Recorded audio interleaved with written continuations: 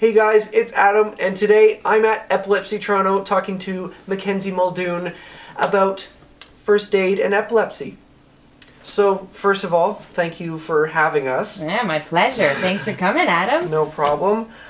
When you know someone who has seizures and who has epilepsy, and when they do have a seizure in front of you, what should the steps be to help them? Absolutely. So the first thing to know is for people who have epilepsy, this is something that maybe happens quite often. Maybe not, but it's often not an emergency. So the most important thing is stay calm. Stay calm and help the person by, first of all, making sure they're safe. So if they've had the kind of seizure where they fall to the ground, which we call a tonic-clonic, that's the kind that you have, right, Adam? So, right. So when that kind happens, that's the kind that most people associate with epilepsy. It's the kind where the person falls to the ground, their whole body shakes.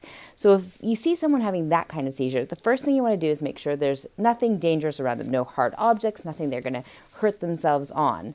Once you've done that, and then you want to make sure you try and time the seizure. So check your watch or have someone else say, can you time the seizure?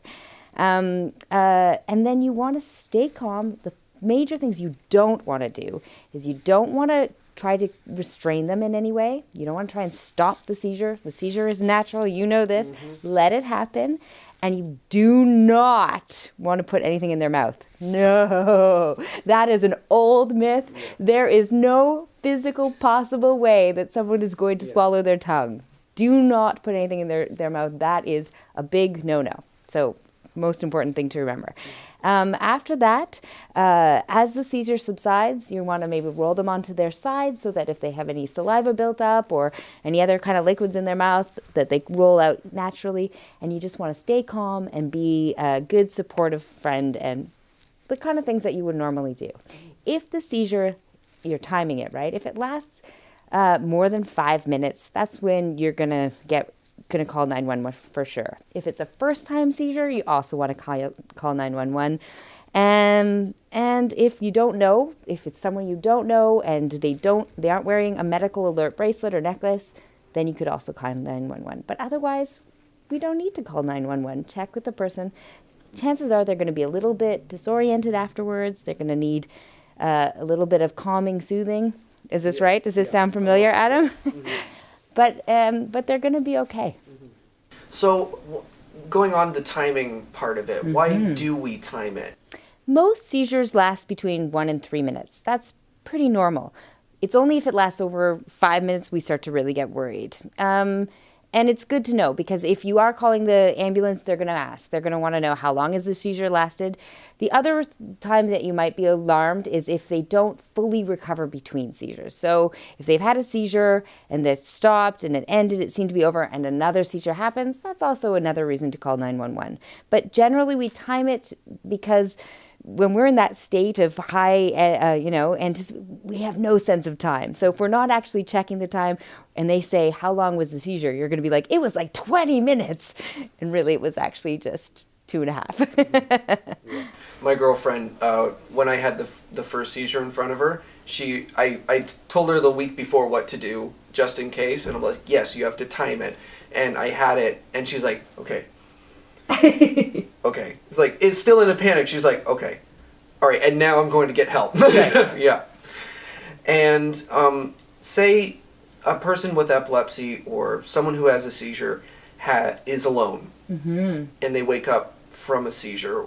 Is there anything they can really do first aid wise or just? Well, it depends a lot. A lot of our clients have seizures on a really regular basis, so they know the protocol. If it's a first-time seizure, by all means, you want to go see your doctor. You want to go to emergency, get things checked out. If it's something that happens all the time, obviously you want to let someone know, and you want to you check for any injuries and that sort of stuff. But for many of our clients, it's maybe a daily, a weekly, certainly a monthly occurrence, and it's part of their life, part of who they are. Mm-hmm. Okay. Now I want to touch on is SUDEP. And can you explain what SUDEP stands for and what it actually is? Well, I can explain what it stands for. It's sudden, unexpected death in epilepsy. So but explaining what it is much more difficult. In fact, it's got a lot of questions. There's a lot of research still going on with SUDEP. It's a very scary thing for sure. My understanding of it is often it doesn't happen very often. First of all, let me start with that. But when it does happen, it's usually when someone who has epilepsy passes away and there is no real reason that they can identify. It maybe happened when they were alone. It maybe happened while they were witnessed. It may have happened during a seizure, after seizure. Often we don't know. It is incredibly tragic and very upsetting. But there are certain aspects of it that people who are more susceptible to it, and certainly people who have more common, or if their seizures are very regular and uncontrolled, they have a higher risk of SUDEP, which is one of the reasons we want to try and control seizures, and that's why people look for the right medications and that sort of stuff. If people want more information on SUDEP, there's a website called SUDEP Aware, so that's a great place to check out more information. But really, it's one of those conditions that there's a lot of research being done, and more research the better, because we don't know a lot about it. Perfect. Yeah. And the other thing that we were going to maybe talk about was the different kinds of seizures, because we talked about the tonic-clonic seizures, but those are actually not that common compared to something like complex partial seizures or even absent seizures. Now, complex partial seizures, people often don't realize it's a seizure because the person hasn't dropped to the ground. They've lost consciousness, awareness. They often walk around in a daze. Maybe they're making repeated noises with their mouth or pulling on their clothing.